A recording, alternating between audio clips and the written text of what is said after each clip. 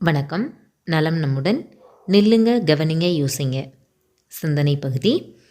Ego is just a small 3-letter word which can destroy a big 12-letter word called relationship. எவ்வளோ அழகான ஆங்கிலத்தில் ஒரு code பார்த்தீங்களா? இந்த ஈகோ அப்படிங்கிற தன்முனைப்பு ஒவ்வொரு மனிதருக்குள்ளேயும் ஆழமாக வேர்விட்டு இந்த காலத்தில் ரொம்ப வேகமாகவே பரவி நிற்குது.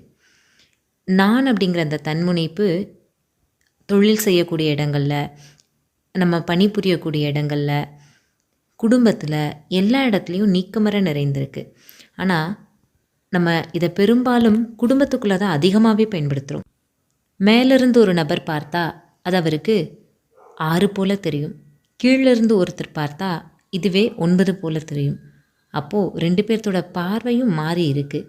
அங்கே தெரியக்கூடிய எண் ஒன்று தான். அதைப்போல் என் கருத்து சரி, உன் கருத்து சரின்னு எப்போவுமே பிடிவாதம் பிடிக்கிறதுனால எதுவும் மாறிட போகிறதில்ல.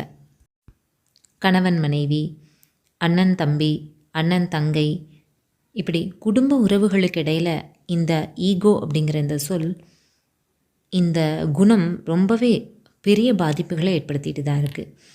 நான் சொல்கிறது சரின்னு ஒருத்தரும், இல்லை நான் சொல்கிறதா சரின்னு இன்னொருத்தரும் எப்பவுமே சிந்திக்கிறோம்.